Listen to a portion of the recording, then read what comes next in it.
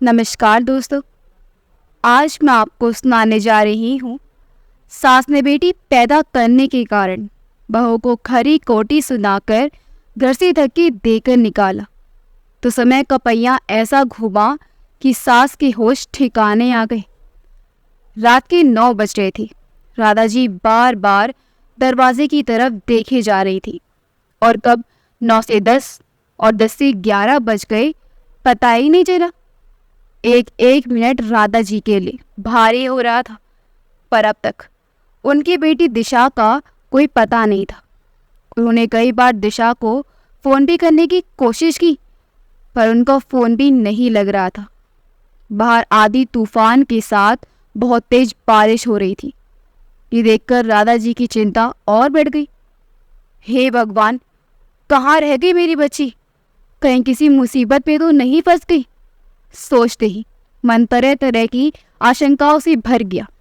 उन्होंने तुरंत जाकर भगवान के आगे हाथ जोड़ लिए और कहने लगी, हे प्रभु, मेरी बच्ची का ख्याल रखना, उसे सही सलामत घर पहुंचा देना। प्रार्थना करते करते उनकी आंखों से आंसुओं की धारा बह निकली। दिशा एक डॉक्टर थी। गुड़गांव के एक बड़े हॉस्पिटल में इंटर्नशिप कर रही थी। दिशा हर रोज़ लगभग 9 बजे के आसपास घर आ जाया करती थी, परंतु आज रविवार है और आज के दिन वह गरीब बस्ती में फ्री में इलाज करने जाती थी।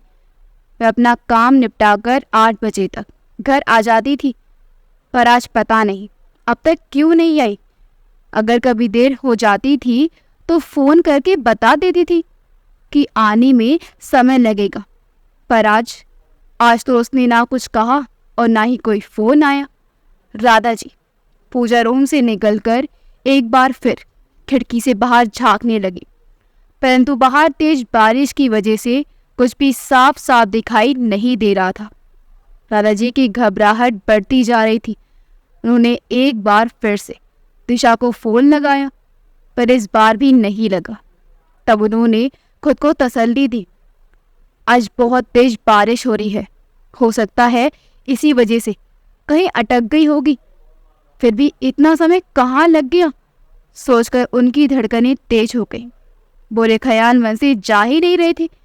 वे ध्यान बटाने के लिए कमरे में ही इधर से उधर कमरे को नापने लगी। तभी दरवाजे पर खटखट की आवाज़ सुनाई दी। दरवाज़ा खुला तो सामने दिशा थी। माँ कुछ बोलती उससे पहले ही दिशा ने तुरंत उन्हें गले से लगा लिया। माँ की बढ़ी हुई धड़कनें उनकी घबराहट देखकर दिशा को समझते देर नहीं लगी कि वह उसके लिए बहुत ज़्यादा परेशान हो गई थी। दिशा ने माँ से अलग होते हुए कहा, आप क्यों इतना घबरा रही हैं? मैं ठीक हूँ। बोलते हुए दिशा अंदर आई और सोफे पर अपना बैग रख दिया। कहाँ रह गई थी अब तक? इतनी देर क्यों हुई? राधा जी ने ज़रा गुस्से से पूछा। दिशा भी कुछ बोलती उससे पहले ही राधा जी ने एक बार फिर कहा, देखो, मैं फिर कहती हूँ, अब रविवार को काम करना बंद कर दो, घर पर ही रहो। मेरे साथ मेरे लिए भी थोड़ा सा समय निकालो, मैं भी अकेली परेशान हो जाती हूँ। माँ, आप इतना क्यों नाराज़ हो रही हो? आज देर हो गई, पर किस लिए हुई ये भी तो सुनो। और मैं ये काम क्यों छोड़ दूँ? आप जानती हैं ना, मुझे अच्छा लगता है बस्ती में जाना, उन्हें देखना। इससे मुझे कितना सुकून मिलता है, खुशी मिलती है। हाँ जानती हूँ, पर अब कोई ज़रूरत नहीं है। मैं तो कहती हूँ छोड़ दो लोगों की सेवा करना, और ये पुण्य कमाना कुछ नहीं होता। इन सबसे बाहर लोगों की सेवा करो और घर में माँ अकेली पड़ी है, ये तुम्हें अच्छा लगता है? मम्मी बस ना, क्यों इतना नाराज़ हो रही हो? अब आगे से ऐसा नहीं होगा, और आज भी नहीं होती। अगर मैं ऐसे कैसे यकीन करूं कि आगे से देर नहीं होगी? क्यों यकीन करूं मैं तुम पर? माँ, अब आप मेरी बात सुनेंगी तो आपको तुरंत यकीन हो जाएगा। फिर मुझे कुछ कहने की ज़रूरत नहीं होगी और आप खुद बोलेंगी, बेटी बहुत अच्छा काम कर रही है, और मुझे घर पर बैठने के लिए बिल्कुल नहीं कहेंगी। सुनकर राधा जी चुप रह गई। मैं फ्रेश होकर आती हूँ, फिर बताती हूँ, बोलकर दिशा फ्रेश होने चली गई। राधा जी को अपनी बेटी पर पूरा भरोसा था कि वह सामान्य रहे। दिशा खाना लगाते हुए बोली, पता है, आज शाम को जैसे ही बादल गिरने लगे मैं तुरंत वहां से निकल गई। अभी कुछ ही दूर निकली थी कि तेज बारिश होने लगी। खाली सड़क पर मैं कार तेजी से भगा रही थी, तभी अचानक सामने एक बूढ़ी औरत मेरी कार के सामने आ गई। पहले तो मुझे ऐसा लगा कि माई कार के नीचे आ गई। फिर जब मैंने बाहर आकर देखा तो वह नीचे गिरी थी और वह बेहोश हो चुकी थी। मैंने उन्हें मोबाइल की लाइट में देखा। उन्हें कहीं चोट तो नहीं आई थी, पर शायद डर के मारे वह बेहोश हो चुकी थी। कुछ देर तक जब उन्हें होश नहीं आया तो मैंने तुरंत उन्हें कार में बिठाया और पास के हॉस्पिटल में ले गई। तो क्या हुआ, होश आया उन्हें? हाँ माँ, उन्हें होश आया, पर वो अभी भी कुछ बताने की स्थिति में नहीं है। जब चोट नहीं लगी तो फिर अचानक ऐसी हालत कैसे हो गई? माँ, क्योंकि वह बहुत बुजुर्ग है और कमज़ोर है, और सबसे बड़ी बात कि उन्होंने पिछले कई दिनों से कुछ नहीं खाया है। मैंने ही उनका इलाज किया। उनके पेट में अन्न का एक दाना तक नहीं था। ये तुम क्या बोल रही हो बेटी? माँ ने खाना परसते हुए पूछा।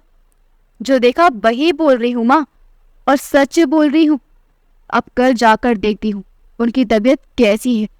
अगर सुधार नहीं हुआ तो उन्हें लेकर अपने हॉस्पिटल में एडमिट करा दूंगी। ठीक है बेटी, और हाँ, उसे पूछ लेना कौन है और कहाँ रहती हैं, फिर उन्हें सही सलामत घर भी छोड़ देना। ठीक है माँ, उन्हें सही सलामत उनके घर पहुँचा दूंगी। दिशा ने खाने का कोर अपने मुंह में लेते हुए कहा। एक पल के लिए चुप्पी छा गई। दोनों माँ बेटी चुपचाप खाना खाने लगी। खाते खाते राधा जी कुछ सोच रही थी। क्या हुआ माँ, आप कहाँ गुम हो गई? सोच रही हूँ आखिर कौन होगी वे महिला जो इतनी बारिश में सड़क पर घूम रही थी, और सबसे बड़ी बात कि कई दिनों से उनके पेट में अन्न का एक दाना नहीं था।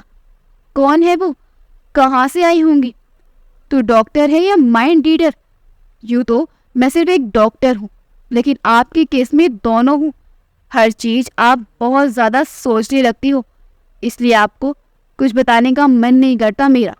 अब कल उन्हें होश आ जाएगा तो पूछ लूँगी, और जहाँ उनका ठिकाना होगा वहाँ पहुँचा भी दूँगी। अब शांत रहिए। माँ फिर कुछ बोलने लगी, तब दिशा ने चुप करा दिया।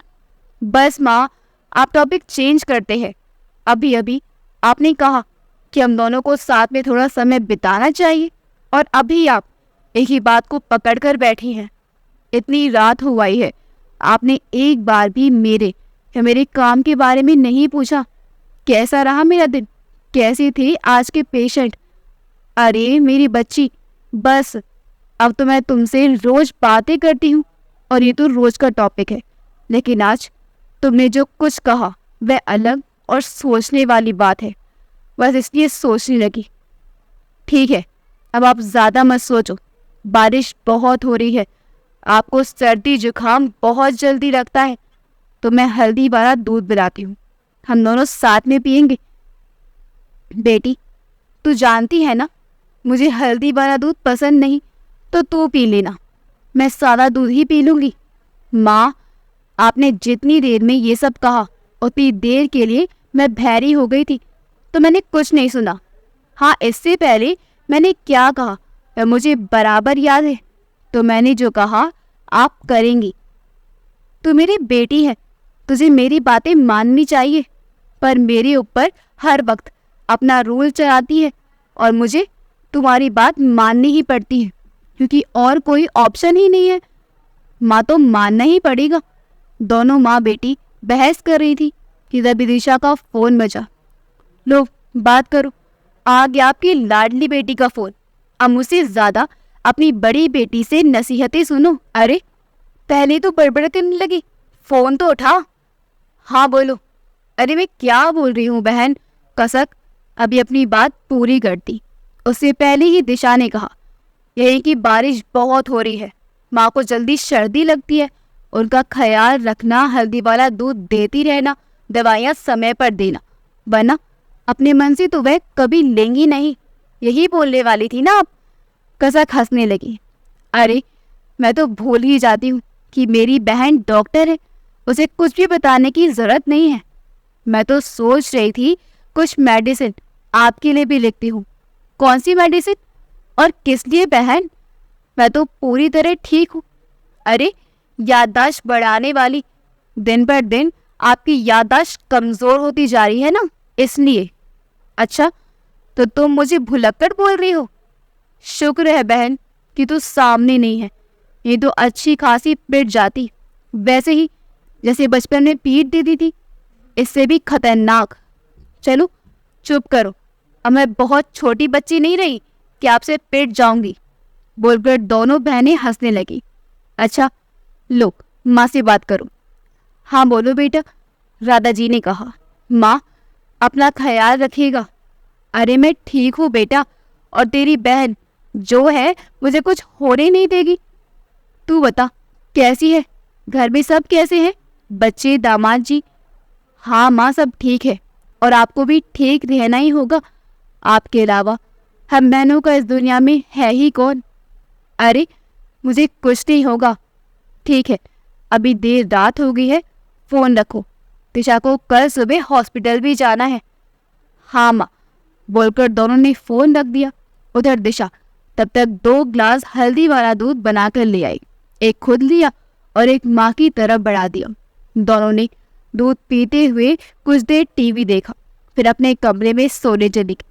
सोते सोते राधा जी ने एक बार फिर कहा, बेटी कल जैसे ही बूढ़ी अम्मा को होश आए तो उनका नाम पता पूछना।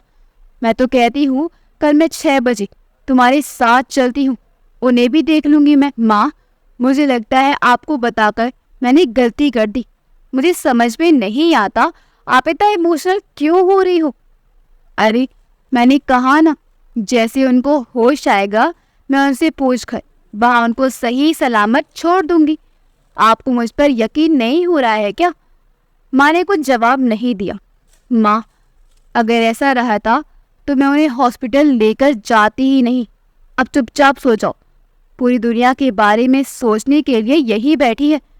अब की बात दिशा ने थोड़े गुस्से से कहा तो दादाजी कंबल ओढ़कर चुपचाप सो गए। बाहर अभी भी खूब तेज बारिश हो रही थी। दिशा अपने फ़ोन में व्यस्त हो गई। उधर दादाजी कंबल के नीचे सोने की कोशिश तो कर रही थी, पर दिमाग में वह बूढ़ी अम्मा ही घूम रही थी। और सबसे बड़ी बात कि उनके दिमाग में बार बार एक ही बात आ रही थी कि पिछले कई दिनों से उनके पेट में अन्न का एक दाना भी नहीं गया था। ये बात उन्हें बार बार कचोट रही थी।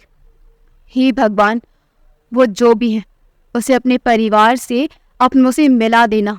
राधा जी मन ही मन भगवान से प्रार्थना करते हुए नींद के आगोश में समा गई। अगली सुबह दिशा जरा जल्दी उठकर तैयार हो गई। वह घर से अस्पताल के लिए निकलने लगी कि एक बार फिर राधा जी बोलने को हुई, परंतु उससे पहले ही दिशा ने कहा, माँ मुझे सब याद है, और हाँ पहले मैं उन अम्मा से मिलने हॉस्पिटल ही जाऊंगी, उसके बाद ही काम पर जाऊंगी। बेटा मैं भी चलूँ तुम्हारे साथ? नहीं माँ, हॉस्पिटल क्यों जाओगी? ज़रूरत क्या है आपको? आपकी भी तबीयत आजकल ठीक नहीं रहती है। अगर आपको उनसे मिलना ही है तो एक बार वह ठीक होकर घर चली जाती हैं, फिर मैं आपको उनके घर ले जाकर मिलवा दूंगी। बस अब आप खुश रहिए। हाँ यही ठीक रहेगा, मैं उनके घर जाकर ही मिलूंगी। माँ ने जब थोड़ा मुस्कुराते हुए कहा तो दिशा हॉस्पिटल के लिए एक बार कार में बैठकर निकल गई। लेकिन अभी भी वह बूढ़ी महिला अच्छी तरह से बोल नहीं पा रही थी। अम्मा अब कैसा लग रहा है आपको? अम्मा ने हाथ से इशारा किया कि अब अच्छा लग रहा है। ठीक हूँ। तब उन्हें उठाकर बैठाते हुए हल्का नाश्ता और जूस दिया। माफ़ कीजिए अम्मा, कल रात आप मेरी कार के सामने गिर गई थी। इतनी तेज बारिश हो रही थी कि मैं आपको देख नहीं सकी। इतनी तेज बारिश में आप सड़क पर अकेली कहाँ भागे जा रही थी? अम्मा ने कुछ जवाब नहीं दिया। आपको पता है कल रात मैं ही आपको यहाँ पर लेकर आई थी। मुझे लगता है आप काफ़ी हद तक ठीक हो गई हैं और घर जा सकती हैं। तो बताइए, आपका घर कहाँ है? मैं छोड़ देती हूँ। और हाँ, कुछ दवाइयाँ मैं दे रही हूँ, आप लेते रहिएगा। कमज़ोरी दूर हो जाएगी, आप ठीक हो जाएंगी। दिशा ने कहा तो अम्मा की आंखों में आंसू आने लगे, जिसे उन्होंने बहने से पहले रोक लिया। अम्मा, अब आप ठीक हो गई हैं, आपको कहीं चोट नहीं आई है। मुझे लगता है कमज़ोरी और डर की वजह से आप बेहोश हो गई थी। एक बात और, अगर आप बुरा ना माने तो आपसे एक बात पूछूं? आपने पिछले कुछ दिनों से खाना क्यों नहीं खाया था? अब इस उम्र में कौन सा उपवास कर रही हैं आप? अम्मा ने फिर कुछ जवाब नहीं दिया, बस मुंह फेर लिया। तब दिशा बोली, अम्मा नहीं बोलेंगी, इन्हें लगता है मैं उनका उपवास तुड़वा ना दूं। इसलिए तो औरत होकर भी मुझे औरतों की हरकतें पसंद नहीं आती। ये औरतें अपनी सेहत को नज़रअंदाज करके सबके लिए व्रत उपवास करेंगी, सबके बारे में सोचेंगी, पर अपने बारे में सोचने के लिए इनके पास समय नहीं है। देखो तो, इनका पैर कब्र में लटक रहे हैं, लेकिन नहीं, उपवास जरूर करेंगी। और पूछ रही हूँ तो बोल भी नहीं रही हैं। मन ही मन बोलकर दिशा दाएं बाएं सिर हिलाकर रह गई। दिशा ने एक बार फिर पूछा, अच्छा, आपका घर कहाँ है? कहाँ रहती हैं आप? आपके घर में कोई है तो बताइए, मैं उन्हें फ़ोन करके बुला लेती हूँ। दिशा की बात सुनकर इस बार अम्मा के सब्र का बांध टूट गया और उनकी आंखों से आंसू बह निकले। क्या हुआ अम्मा, क्यों रो रही हो आप? मैं आपको आपके घर छोड़ देती हूँ, आपको मुझ पर विश्वास नहीं हो रहा? अब की बार अम्मा ने धीरे से हाँ में सिर हिलाया। तो फिर जल्दी बताओ, आप कहाँ रहती हो? अम्मा ने धीरे से फुसफुसाकर कहा, मंदिर। क्या मंदिर? मंदिर के पास रहती हैं आप? पर कहाँ और किस मंदिर के पास? यहाँ से थोड़ी दूरी पर है। अच्छा ठीक है, अब उठिए और चलिए मेरे साथ। फिर दिशा ने ही अम्मा का हाथ पकड़कर अपनी कार में बिठाया और चल पड़ी उनके बताए रास्ते की तरफ। कुछ देर तक चलने के बाद वह मंदिर आ गया। तब अम्मा ने एक तरफ उतारने के लिए इशारा किया तो दिशा ने उतार दिया। हाँ बताओ अम्मा, अब यहाँ से किस गली में है घर आपका? मैं वहाँ छोड़ देती हूँ, मैं चली जाऊँगी बेटा। अम्मा, आप ही क्या कह रही हैं? मुझे क्या मार खिलाना चाहती हूँ अपने घर वालों से?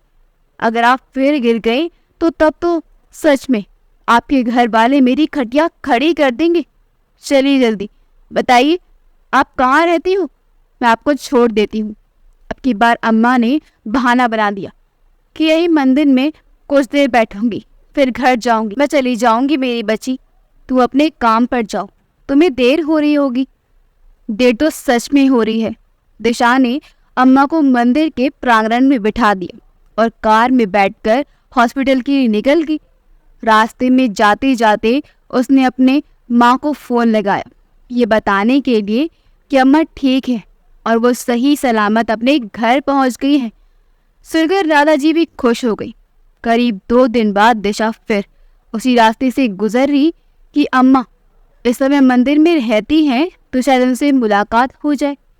एक बार देखती हूँ तबीयत कैसी है उनकी।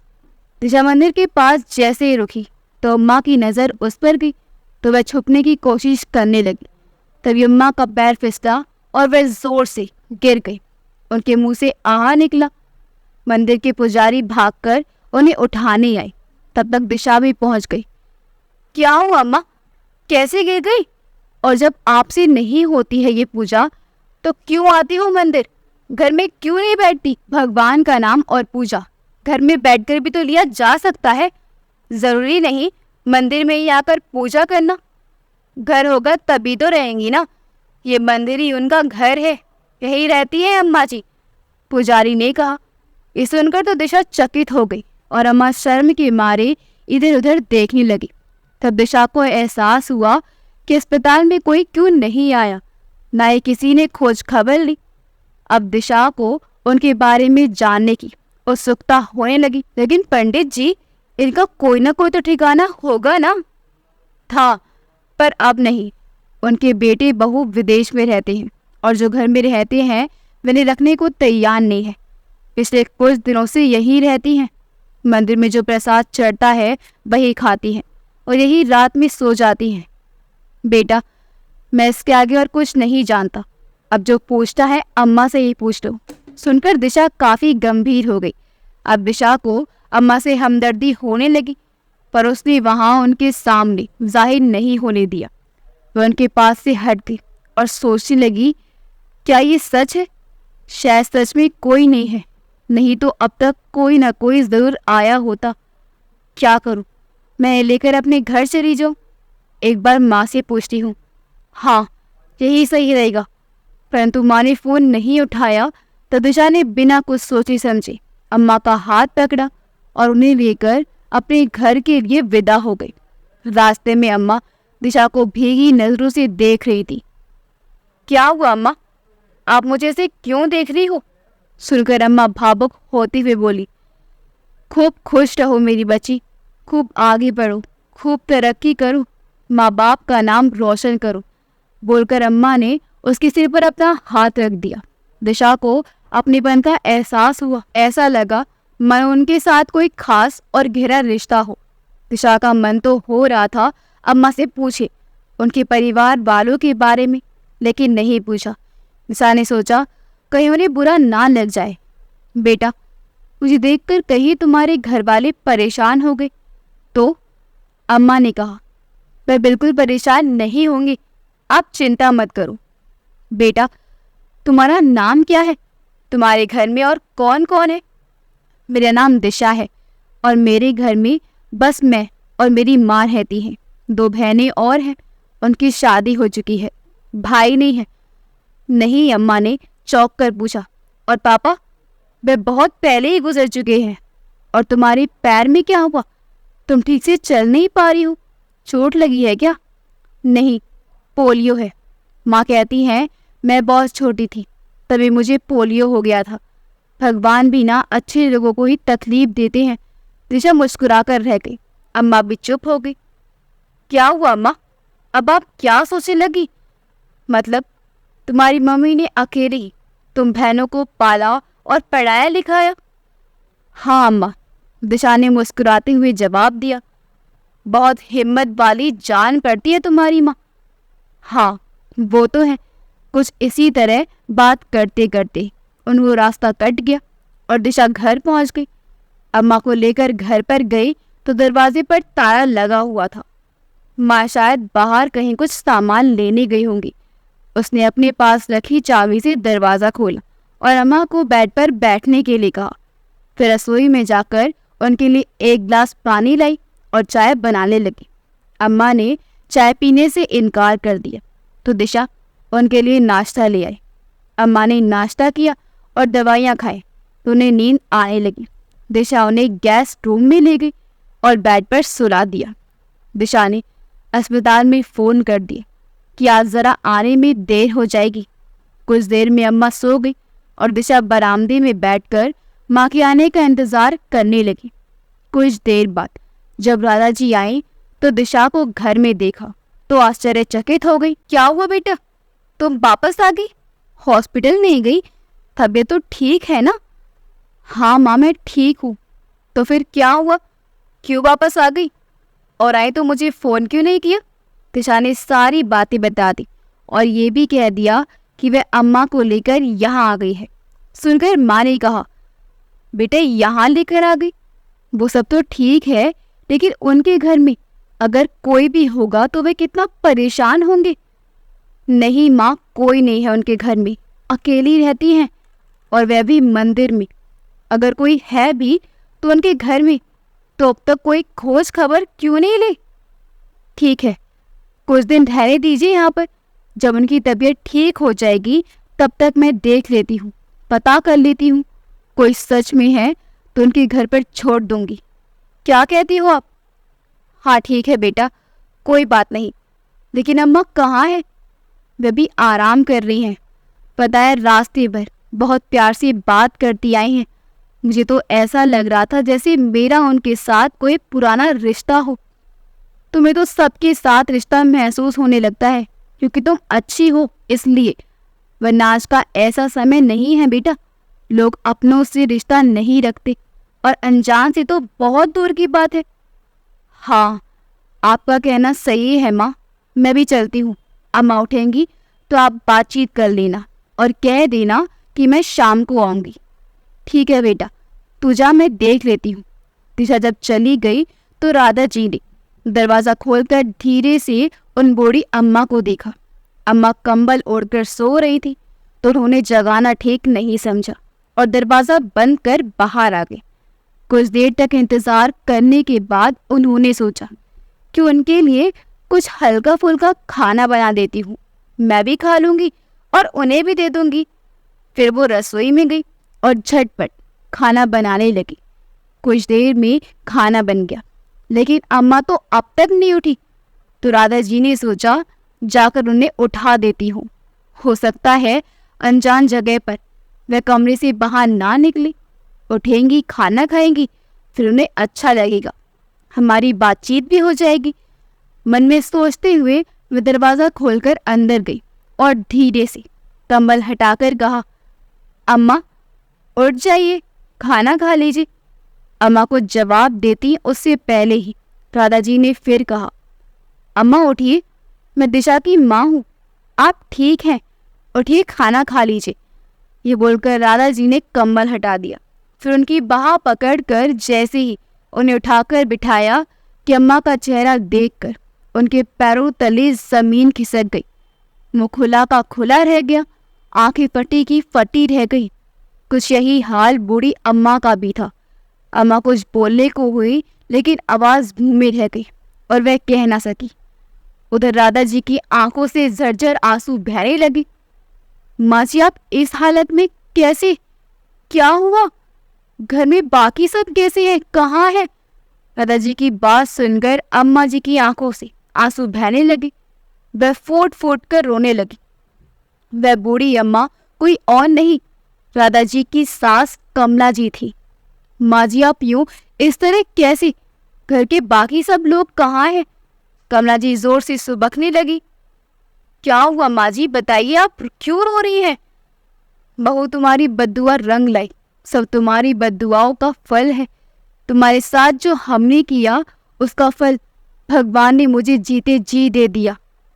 ये आप क्या कह रही हैं माँ जी? क्या हुआ, साफ साफ बताइए। क्या कहूँ बहू, और कितना कहूँ? सबने मुझे घर से निकाल कर फेंक दिया, कोई रखना ही नहीं चाहता। सही कहते हैं लोग, अपना किया धरा हमें इसी जन्म में भोगना पड़ता है।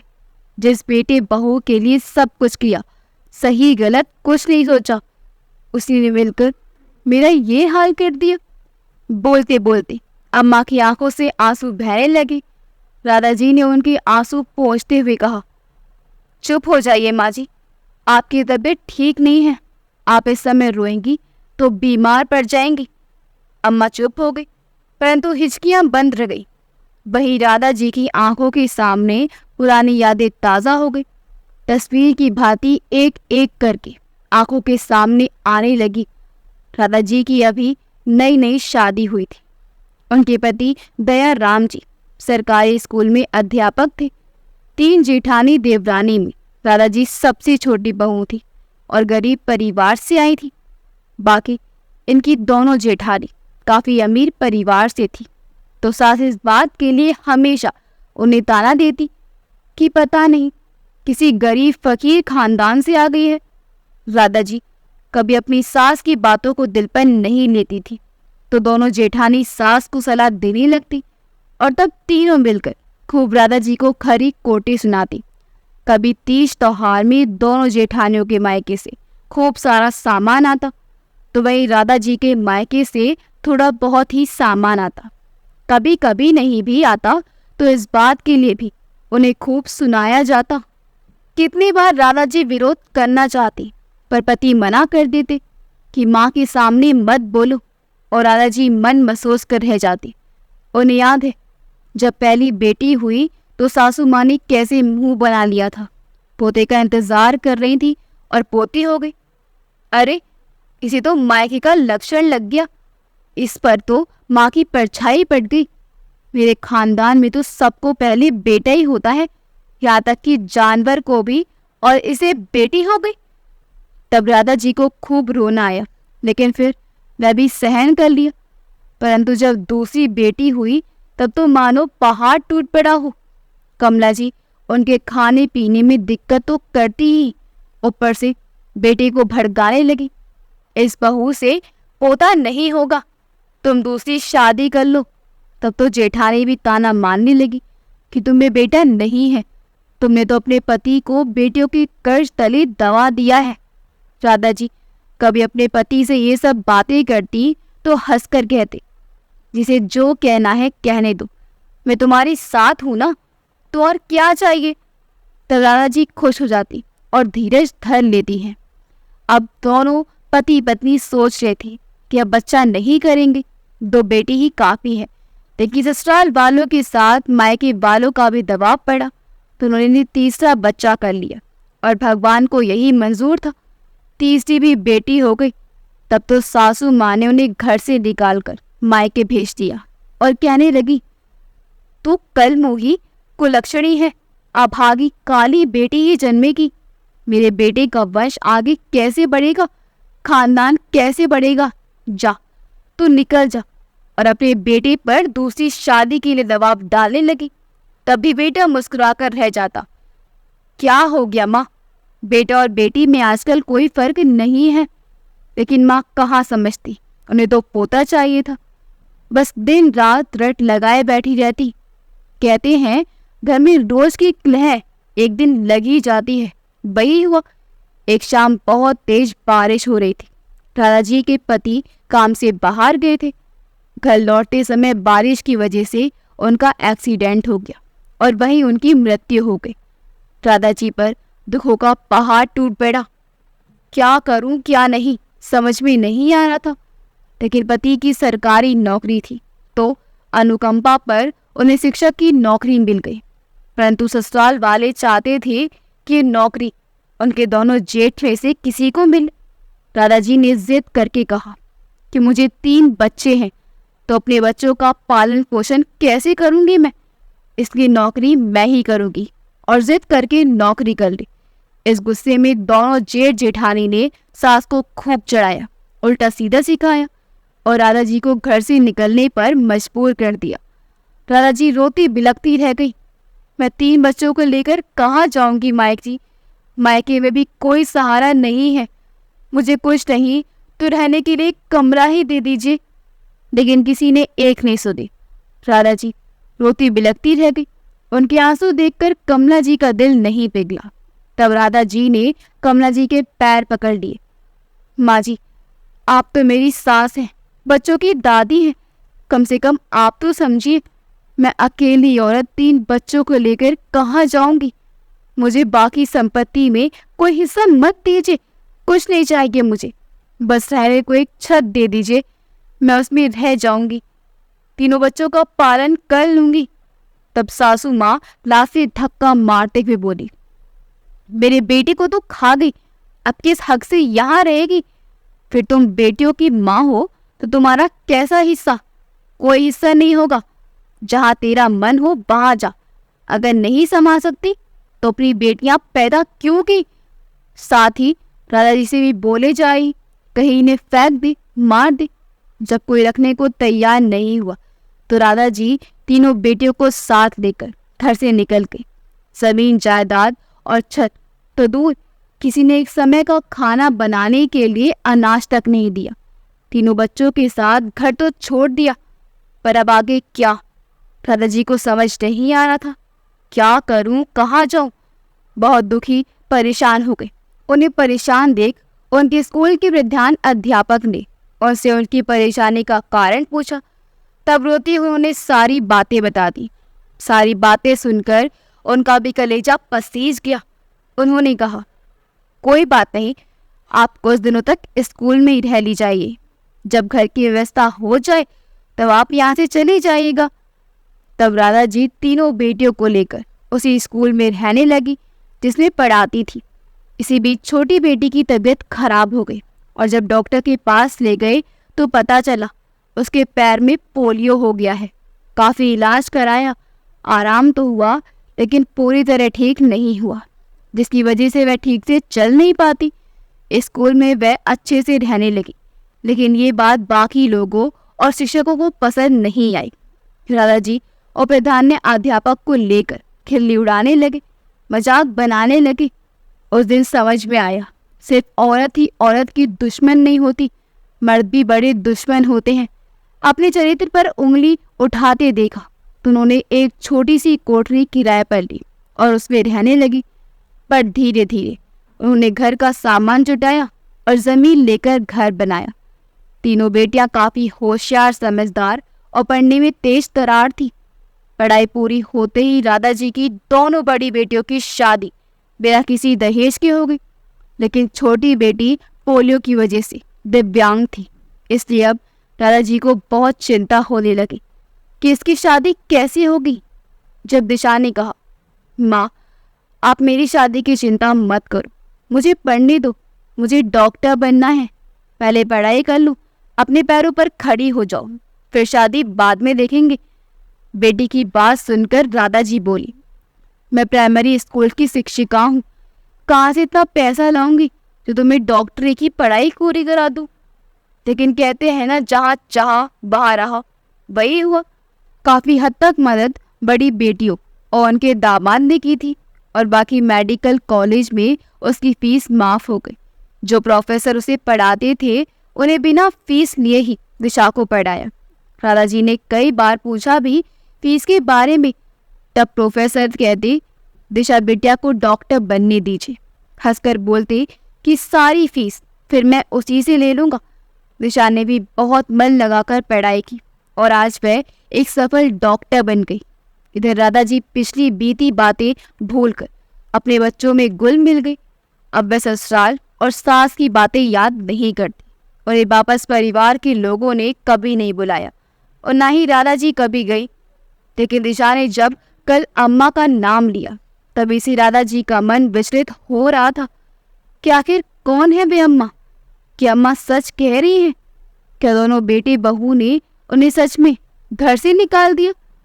ऐसा कैसे कर सकते हैं, वह भी जब ये इतनी बुजुर्ग हो चुकी है। क्या सोच रही हूँ, बहू मेरी बातों पर विश्वास नहीं हो रहा। तो कमला जी की बात सुनकर राधा जी वर्तमान में लौट आई और बोली, नहीं अम्मा, मैं सुन रही हूँ और विश्वास भी हो रहा है, पर उन्होंने ऐसा क्यों किया? क्या बताऊं बहू, तुम्हारे घर से जाने के बाद कुछ दिन सब ठीक ठाक रहा, फिर दोनों भाई आपस में बंटवारा करने के लिए झगड़ा करने लगे। मैं जब उन दोनों को समझाने लगी तब दोनों मुझसे लड़ने लगी। अंत में मैंने सारी संपत्ति को दोनों में बराबर बंटवार कर दिया। जब मैं अपने लिए हिस्सा रखने लगी तो दोनों ने कहा, आप हमारे साथ रहना, तो अलग हिस्सा करने की क्या जरूरत है। मैं भी सहमत हो गई उनकी बातों से, पर बाद में दोनों बहुएं झगड़ा करने लगी कि मैं किसके साथ रहूं। दोनों आपस में झगड़ रहे थे, माँ को तुम रखो तुम रखो। फिर 6 महीने करके दोनों मुझे रखने को तैयार हो गए। मैं जिसके साथ रहती वह बहू मुझसे नौकरों की तरह व्यवहार करती, घर का सारा काम करवाती और खाना भी मांगने देती। वह भी समय से नहीं, जब तक शरीर में ताकत थी तब तक सारा काम करती रही, पर जब समय से खाना ना मिले तो आखिर शरीर कब तक चलेगा और कब तक साथ दे सकता है। तो मैं भी दिन पर दिन कमज़ोर और बीमार होती चली गई। फिर तो दोनों बेटा बहू में से कोई भी मुझे मुड़कर देखना तक नहीं चाहता था। खाना पीना और इलाज तो बहुत दूर की बात है। मुझे इस तरह देखकर जब कभी उन दोनों के बच्चे बोलते हैं कि माँ दादी को खाना दे दो, तब दोनों बहुएं तुनक कर बोलती, पता नहीं ये बुढ़िया कब मरेगी। इतना ही नहीं, बहुएं मुझे दिन रात कोसने लगी, घर से निकल जाने को और कहीं भी डूबकर मरने को कहने लगी। मुझे देखते उनके चेहरे पर गुस्से के भाव आ जाते थे।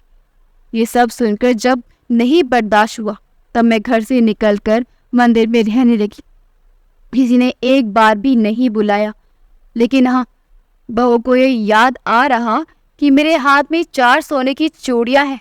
बस वही चूड़ियों के लिए उसने मुझे फिर से घर बुलाया और बोलकर कमला जी फूट फूट कर रोने लगी।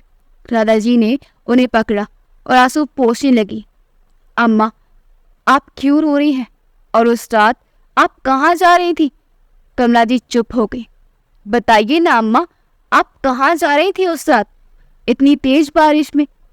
तब कमला जी बोली, नदी में डूबने जा रही थी। ये सुनकर लाला जी को मानो चक्कर सा आ गया। वह परेशान सी हो गई। माँ, ये क्या कह रही हैं आप? सही कह रही हूँ बहू। दोनों बहुओं ने जब सब कुछ छीन लिया, हाथ में बस सोने की 4 चूड़ियाँ थी। उस पर दोनों की नज़र थी कि मैं कब मरूं और सोने की चूड़ियाँ दोनों के हाथ लग जाए। लेकिन जब मैंने नहीं दी तो इसी गुस्से में पिछले 4 दिनों से दोनों ने मुझे कुछ खाने को नहीं दिया। पानी पीकर मैं कब तक जीवित रहती? जब नहीं बर्दाश्त हुआ तब उस तेज बरसात में मैं घर से निकल गई। लेकिन देखो, भगवान को कुछ और ही मंजूर था। उन्होंने मुझे मरने नहीं दिया और मेरी पोती को भेज दिया। उसने मुझे बचा लिया बहू।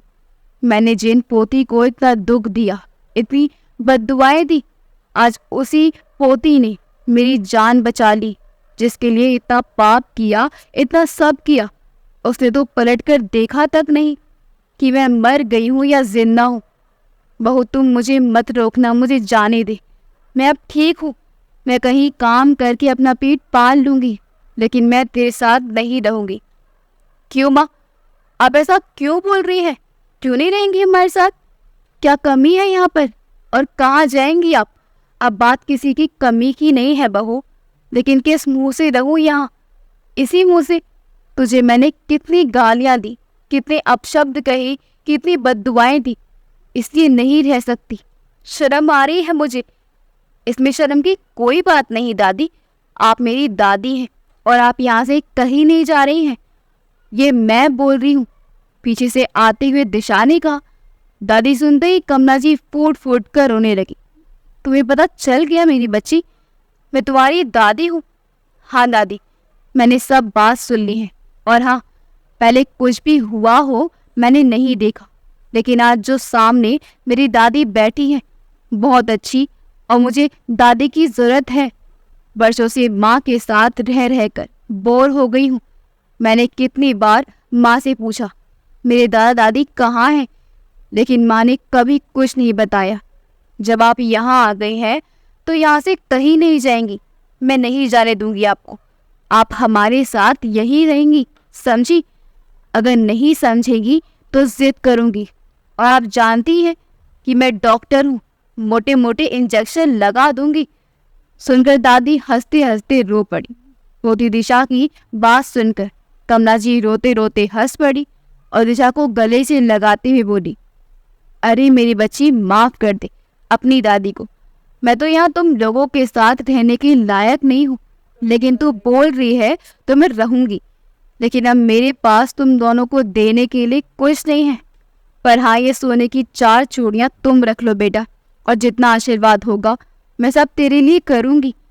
दादी, एक बात कहूँ, आपकी दी हुई एक भी बद्दुआ हमें नहीं लगी। वह तो दुआ में बदल गई। देखो तो मैं कितनी खुश हूँ, और बताएं आपको मैं कितनी बड़ी डॉक्टर हो गई हूँ।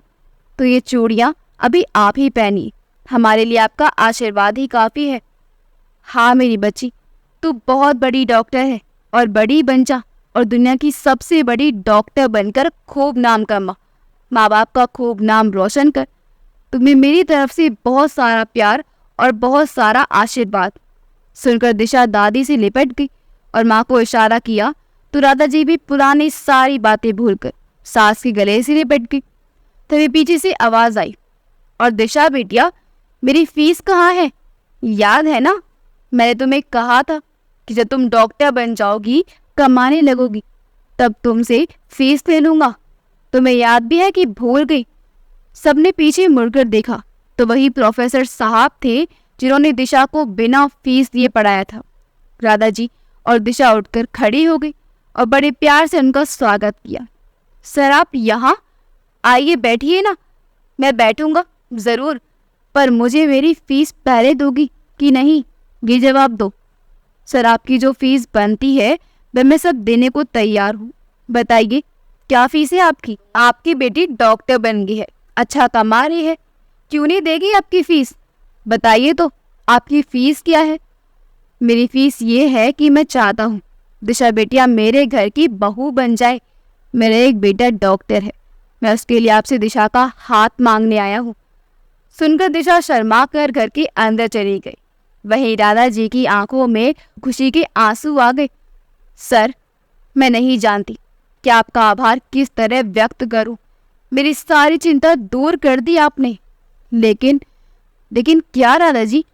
बेटी दिव्यांग है। क्या आपका बेटा दादाजी? अभी अपनी बात पूरी करती उससे पहले ही प्रोफेसर साहब ने कहा, आप कैसी बातें कर रही हैं? मुझे और मेरे बेटे दोनों को दिशा बहुत पसंद है और हमें दिशा बिटिया के दिव्यांग होने से कोई आपत्ति नहीं है। अगर आपकी हाँ हो तो पंडित जी से मिलकर जल्दी से सगाई और शादी का शुभ मुहूर्त निकलवा लेते हैं। दादाजी ने भी हंसते हुए कहा, जी सर, बिल्कुल, और शुभ काम में देरी कैसी? दादाजी, अब आप मुझे प्रोफेसर साहब नहीं समधी जी बुलाइए। सुनकर सब हंसने लगे। तब दिशा अंदर से चाय नाश्ता लेकर आई। उसने सबके पैर छुए, दादी का भी आशीर्वाद दिया। अगले ही दिन पंडित जी आए, सगाई और शादी के मुहूर्त निकाल दिए। 1 महीने के बाद ही शुभ मुहूर्त निकला। बड़े ही धूमधाम से दिशा का विवाह हुआ और दिशा ससुराल चली गई। लेकिन जाते जाते उसने डॉक्टर पति से कहा कि मेरी माँ का हम बहनों के अलावा कोई नहीं है और मैं चाहती हूँ कि अपने ससुराल और सास ससुर के साथ माँ का भी ख्याल रखूं। और अब तो बूढ़ी दादी भी हैं तो उनकी भी देखभाल करनी होगी। पति ने हंसते हुए कहा, सिर्फ तुम्हारी माँ नहीं है, हमारी माँ है और हमारी दादी एक बात, और तुम अकेले नहीं, हम मिलकर उनका ख्याल रखेंगे। ये सुनकर दिशा खुशी से पति के गले लग गई। अगर आपको हमारी कहानी अच्छी लगी हो तो हमारे वीडियो को लाइक करें, शेयर करें और हमारे चैनल योगी वॉइस को सब्सक्राइब कर दें। मिलते हैं अगली वीडियो में। आपका बहुत बहुत धन्यवाद।